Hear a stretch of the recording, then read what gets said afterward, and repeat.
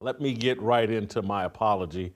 And I'm sorry, there's great stuff happening in the NFL, but I would be derelict in my duty if I didn't start today's show off by talking about the incredible season that the Colorado Buffaloes are having. They're 7-2.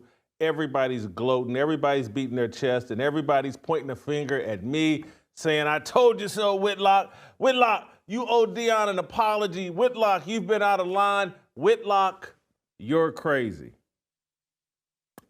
Yes, I am.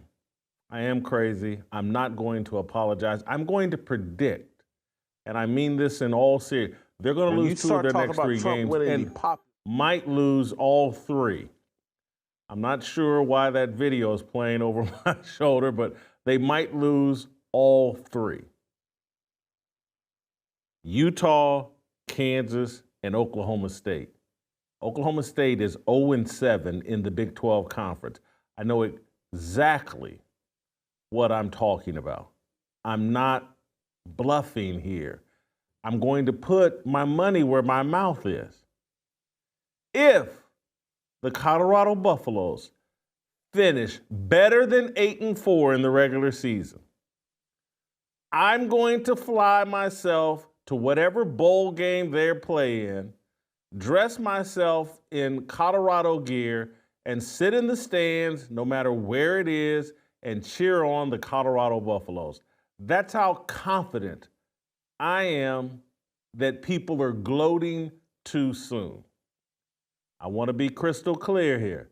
This statement about them losing two of their next three games is not a statement that says Colorado has not significantly improved from a year ago and that Deion Sanders deserves credit for that. He does. This team is improved, and I was wrong about the level of improvement they would see in year two. Dead wrong about that.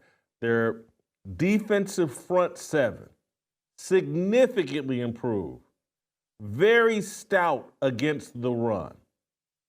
Their wide receiving core, the group of them, probably the best in the country.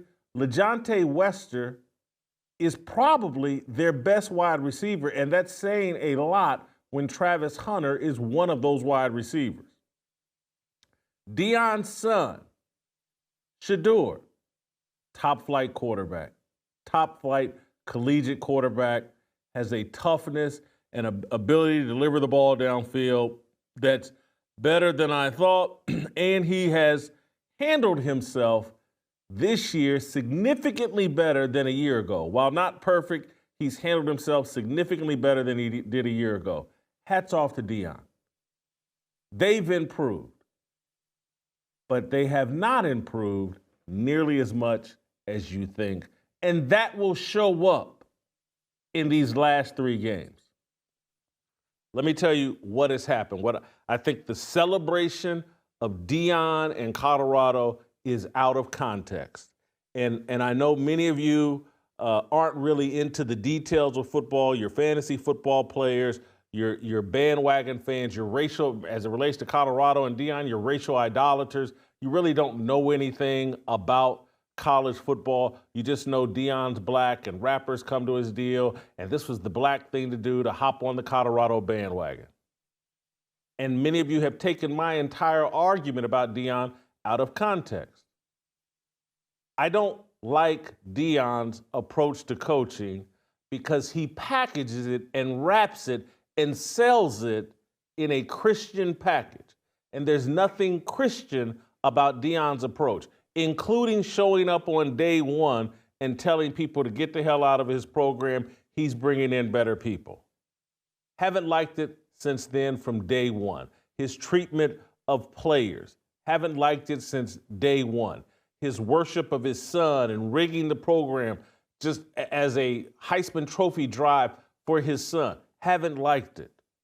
The rappers in the locker room, the radical materialism that he promotes, haven't liked it.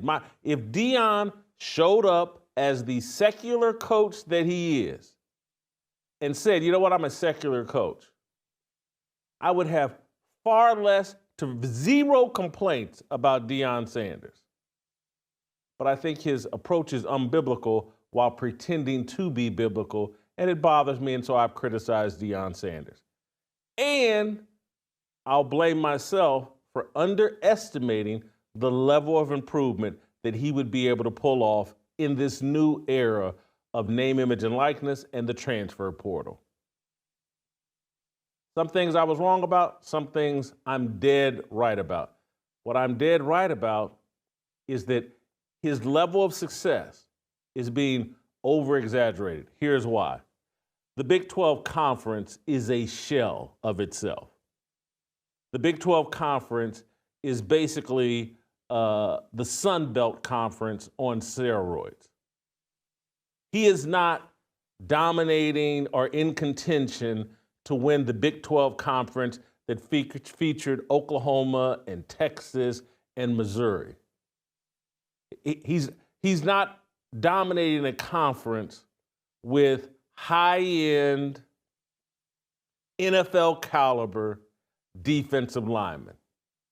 He's dominating a league that has always been a pass-happy league, but now is devoid of the schools and the universities that attracted the most NFL high-level caliber defensive personnel and competition. The top two schools in the Big 12 just happen to be BYU and Colorado. What's unique about them? They have nothing to do with the Big 12 Conference. Colorado was part of the Pac-12. BYU was part of the Mountain West. Two teams from outside the conference have come in and dominated the conference. The best Big 12 teams are Iowa State and Kansas State. Iowa State was the team that was dominating and undefeated. If in the old Big 12 or Big 8, if Iowa State was on top, everybody would be screaming, oh, what a down year for the Big 12. Kansas State, under Bill Snyder, had an incredible run and an incredible recovery, but Kansas State's football history, not the greatest. This thing is being over-exaggerated. Deion is dominating and winning a conference that is really, really down. And it knows it's really, really down, and I'm going to point to you an example. BYU is 9-0, I believe ranked 7th in the country. It's overvalued. The Big 12 knows it, but they're doing everything in their power to protect BYU's undefeated season and national ranking. The Big 12 is trying to prop itself up. They got one undefeated team, and they have Deion Sanders, who draws a lot of television ratings and a lot of attention and hype. The Big 12 Conference is all in on BYU and Colorado. The Big 12 has a history of this. The Big 12 has always been a bit of a weak sister to the other Power 5, Power 4 conferences. If you watched Colorado in their 41-27 victory over Texas Tech, like I did, you can see how the officials, the referees, managed that game. Is Colorado better than Texas Tech? Yes, they are. Was that game managed from an officiating perspective in a way that benefited Colorado? Yes, it was. This is what the Big 12 does. Has done, does, and is doing this year. They are protecting BYU and Colorado. Yeah, so I've already given Deion credit for improving his football team. They play the run really well defensively. Their receivers are outstanding. Shedeur delivers them the ball in a high-level way. Their offense makes more sense with the receiving talent that they have. Not taking that away. He's done more than what I expected. This whole thing about this revival and how incredible it is, it's exaggerated. The Big 12 is a very weak conference, an independent, I'm sorry I said Mountain West, but an independent BYU team has come in and is dominated at 9-0, and the second best team comes from the Pac-12, Colorado, and they're dominant in the Big 12 in a weak league. They're going to get humbled over the last 3 weeks of this regular season. They're going to lose 2 of their next 3 games.